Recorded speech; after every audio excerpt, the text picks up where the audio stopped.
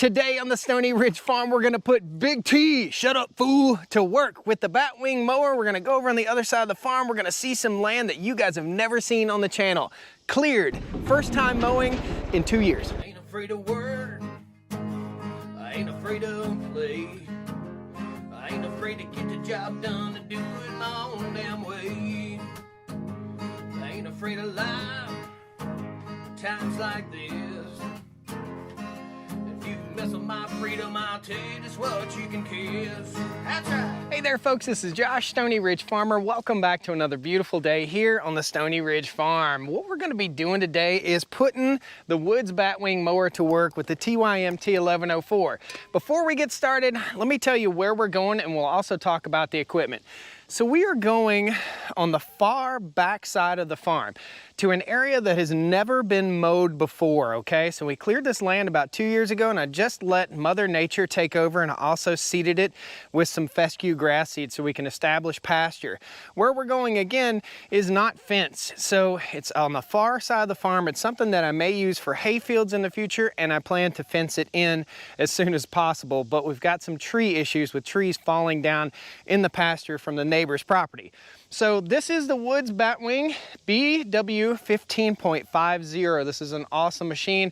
It runs on 540 PTO, meaning the shaft that comes out of the back of the tractor runs at 540 revolutions per minute. This is the TYMT 1104. Let me walk you around it real quick. It's an awesome cab tractor, 110 horsepower. So as we walk around the batwing mower, and this may give you some ideas in case you guys are considering buying a batwing mower for your property, I chose to get the heavy duty airplane tires. These are the solid airplane tires. I'll never get a flat on those. Those will last forever, forever if you keep this machine up. This is the BW 15.50 from Woods Mowers, and this is a gearbox. It has 3 gearboxes, 1, 2, 3, and a splitter right up there in the middle that distributes both of these PTO shafts. I can mow with this thing in the upright position, although it's not quite recommended to mow completely at 90 degrees. The way this works is, for getting through fences and gates, both of these sides fold up like a batwing, and I'll get you some cool footage of that. Underneath here, you'll see in the discharge area, there are chains. You could get belts, you could get chains, or you could get nothing. I chose to get the chains. And up under here, you'll see what the blades look like right here.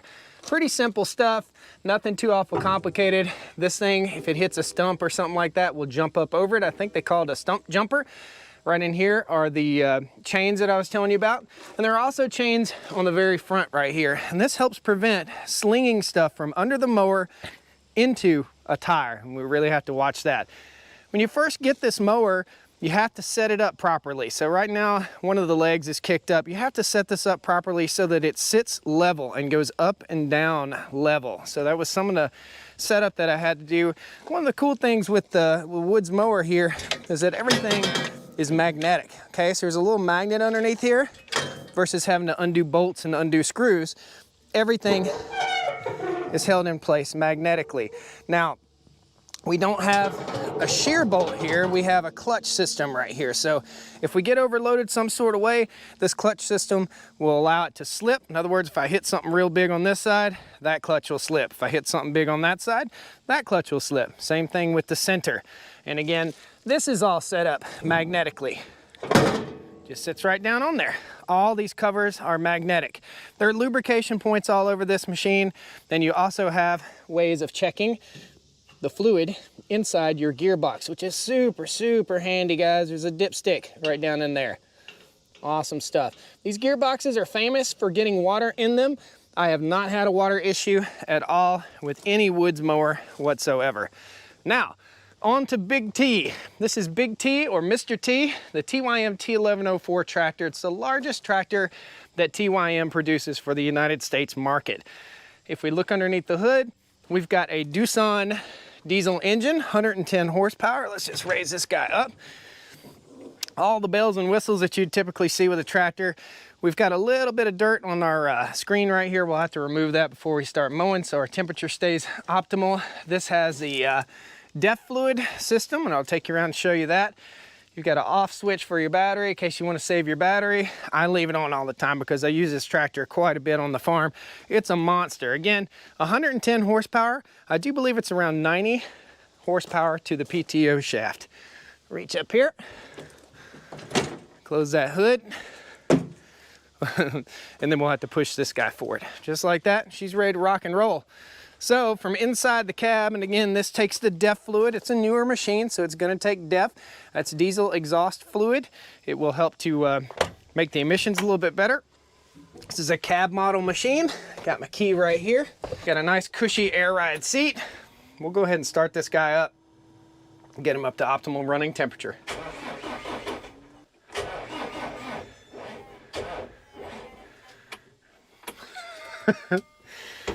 Oh my God, the battery's dead.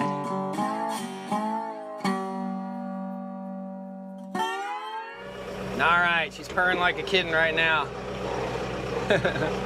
Battery's a little bit low. I need to kind of keep an eye on that. Anytime you have a piece of equipment like this that sits for a while, you definitely got to keep an eye.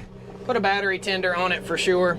So right here we've got our loader handle. That's how we operate the loader. Raises it up and down, just like so. Very, very simple. This is our speed, our RPM, and we want to get to that little green light right there, which sets us at 540 PTO. This is our PTO selector lever right here, and it's set to 540. This will do 1,000 and 750. There's our emergency brake right here, clutch pedal. This is a shuttle shift. In other words, forward and reverse. Forward's that way, reverse is that way. Horn right there, lights, turn signals. It's got wipers, all that jazz, and hey, there you are. This is our gear shifter. We can shift on the fly by pushing a trigger right here, and that engages the clutch, okay? There's also a high and low right here on the shifter knob. Very cool. RPMs and various knobs to move our loader. So, our loader, our mower. You can see I'm raising that up just by pulling on this, okay? So we're gonna go ahead and we're gonna raise both sides up, and we're gonna be driving to the other side of the farm. We also have air conditioned heat controls, radio. I don't use a radio a whole lot. We've got a, what you'd call a sunroof, but it's actually for being able to visualize what's up above the tractor in case you're working overhead, unloading hay bales and stuff like that. Washer, wiper, external lights, tons of lights on this machine. You have diff lock in case you get stuck or you need to lock all your diffs. All the time four-wheel drive and on-demand four-wheel drive. When you back up, you can set this thing to raise up your rear implement. When you turn, you can set it to turn off the PTO. In other words, it'll stop. Auto PTO is right there. Cool. This is our knob to turn on our PTO to get our blades spinning. And all this is the Bosch system for our 3-point lift, which we are not using today. So let's get over on the far side of the farm and start mowing, baby. Woohoo! Got about a 10-minute drive across the farm.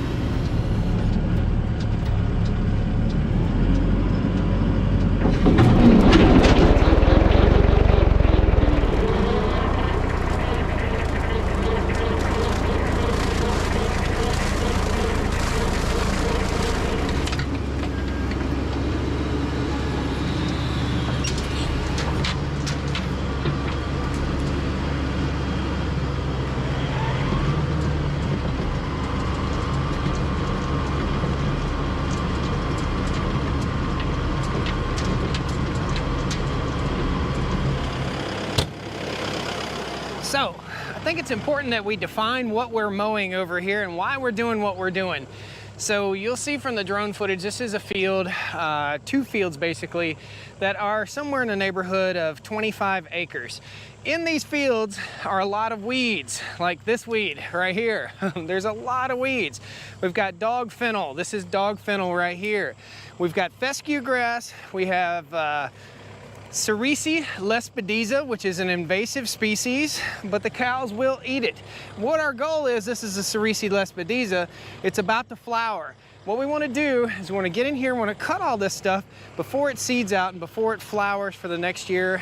The layer of trash that this leaves behind will serve as a layer of biomass in the soil, which will help to bring moisture to the soil and thus help correct the pH of the soil and help build the soil here on the Stoney Ridge Farm. So we're not cattle farmers, we're soil scientists, really. So you'll see right here, this Cerisi lespedeza is somewhere in the neighborhood of 2.5 feet tall, and this is the first field that we're gonna mow.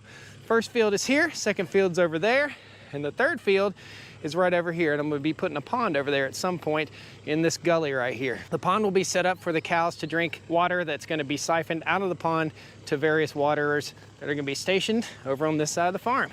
We are approximately a half a mile from the house that way. Let's toss the drone up, get busy working, get this job done, man. This is going to take me somewhere in the neighborhood of 3 hours on this section, and then I've got 2 more sections to do, but I'm not going to take you guys with me. It's going to look great. We'll give you a before and after.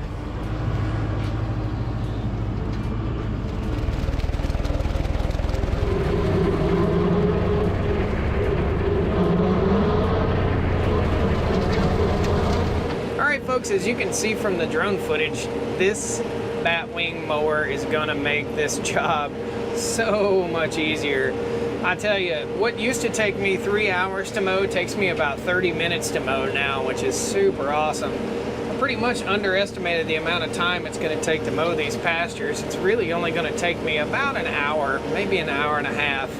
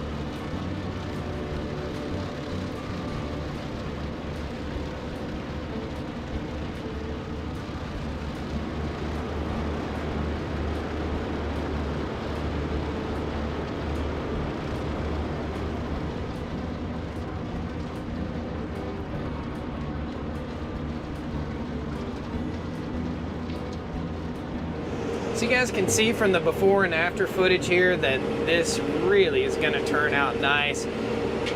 I didn't do any smoothing in this field. In other words, when we cleared the land, I'll get you some land clearing footage right here. When we cleared this, we just pulled the stumps out and shook them out and tossed them into that pile. And you see kind of like a berm, a nice dark green berm that's right in the middle of the field.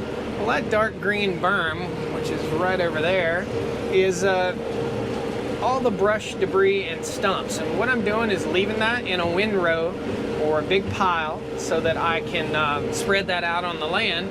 We'll let it rot naturally and we'll spread it out on the land, thus not losing any topsoil.